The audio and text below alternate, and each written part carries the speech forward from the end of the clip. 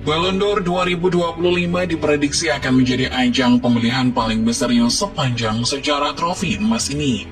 Usai tragedi memalukan di tahun 2024 yang membuat Real Madrid memboikot acara, tensi Ballon d'Or kini justru semakin meningkat.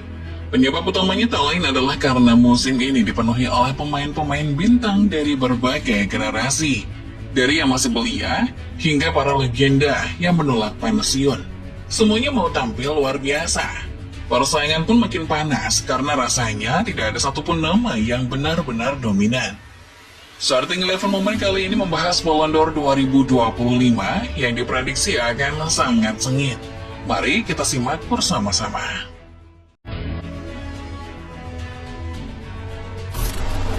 Ballon d'Or 2024 tak bisa dipungkiri menjadi salah satu edisi paling dramatis dalam ajang pemilihan ini.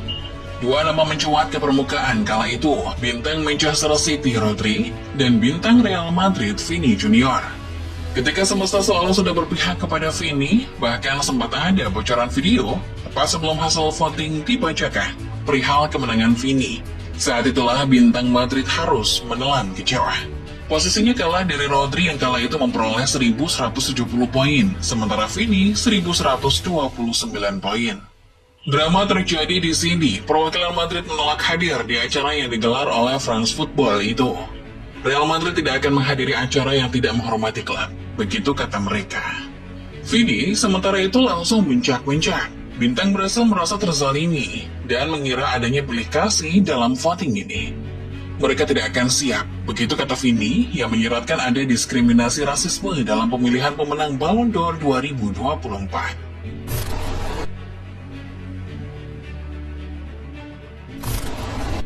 Menilik peristiwa panas Ballon d'Or musim lalu, Ballon d'Or tahun ini ternyata malah diprediksi jauh lebih kompetitif.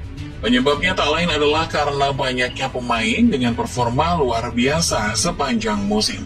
Persaingan tidak lagi didominasi oleh satu atau dua sosok berinisial M dan R, melainkan terbuka lebar bagi siapapun yang berhasil membawa timnya meraih gelar dan menunjukkan kontribusi individu yang konsisten. Dengan sistem penilaian baru yang mencakup satu musim penuh dari Agustus hingga Juli, setiap pertandingan, trofi, dan statistik individu jadi sangat menentukan. Faktor lainnya adalah fokus juri terhadap keseimbangan antara performa tim dan kontribusi personal, serta adanya transparansi lebih tinggi dalam sistem voting yang melibatkan jurnalis dari berbagai negara. Karena tidak ada lagi pemain yang mendominasi secara mutlak, seperti era-era sebelumnya. Panggung ini kini terbuka lebar bagi bintang-bintang baru untuk merebut pengakuan tertinggi. Namun, masalahnya justru di sini. Sebab tahun ini, dunia sepak bola tak bisa dipungkiri telah melahirkan banyak sekali pemain bintang yang semuanya mungkin juga memenangkan Ballon d'Or.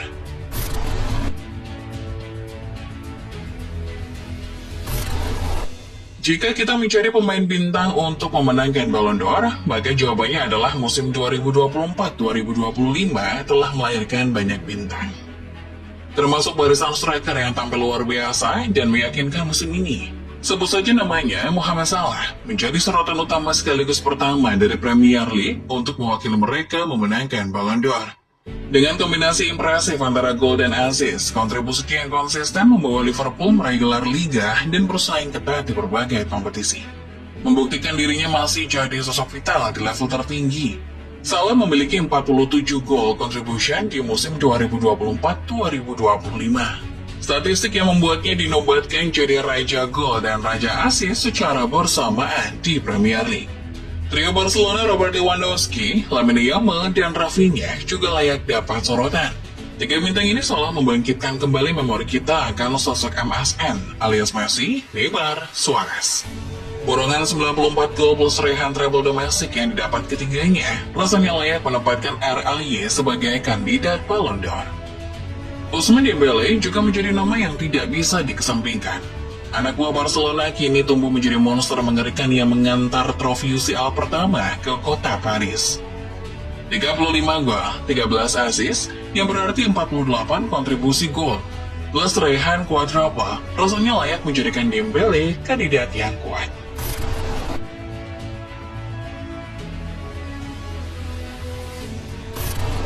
Di tengah sorotan besar yang tertuju pada nama-nama striker populer seperti Mohamed Salah, Lamine Yamal, Dembele, dan para striker, muncul 3 nama lain yang secara mengejutkan ternyata juga ikut bersaing dalam rebutan Ballon d'Or.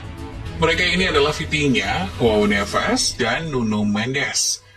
3 pemain PSG yang juga menjadi pilar utama timnas Portugal saat menjuarai UEFA Nations League 2025.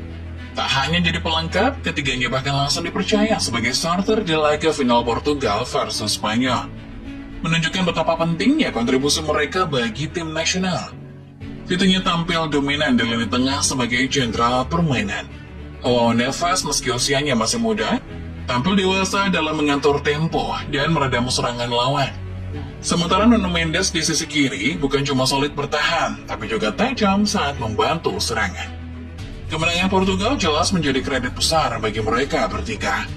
Dan karena mereka juga tampil konsisten di level klub bersama PSG, tak heran jika nama mereka akan diperhitungkan sebagai kuda hitam dalam perebutan Ballon d'Or 2025. Meskipun bukan dari posisi yang biasanya jadi favorit, kontribusi juara untuk klub dan negara menjadi dasar kuat bahwa mereka layak masuk dalam jajaran elit dunia musim ini.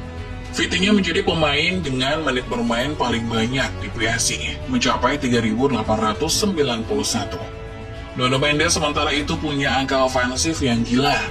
Ia mencatat 12 kontribusi gol dengan rincian 6 gol dan 6 assist.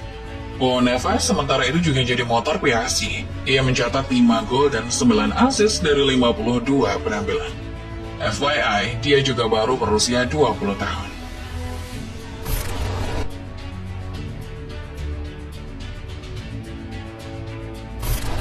Di tengah hingar-bingar bintang muda dan nama-nama baru yang bersinar, Cristiano Ronaldo sang legenda tua ternyata masih mau menunjukkan bahwa usianya bukan penghalang untuk tetap bersaing di level tertinggi. Ronaldo yang tidak 100% fit berhasil membawa Portugal juara untuk kedua kali di turnamen UEFA Nations League. Ia bahkan duduk di urutan kedua top scorer turnamen dengan 6 gol, tepat di bawah penyerang sensasional Swedia Viktor Gyökeres. Musim ini, kontribusi Ronaldo bisa dibilang memenuhi nilai yang cukup untuk masuk kategori Ballon d'Or.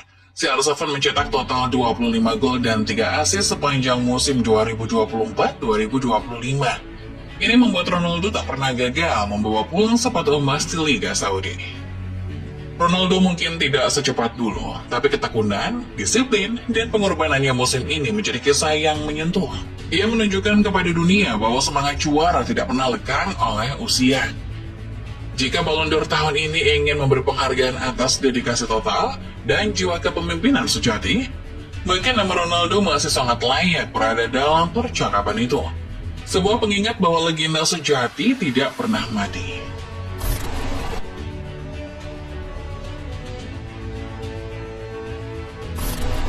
Terlepas dari semua drama panas, adu prestasi, hingga aksi menolak tua yang mewarnai Ballon d'Or tahun ini, satu hal yang tak berganti, pemenangnya tetap ditentukan oleh para jurnalis.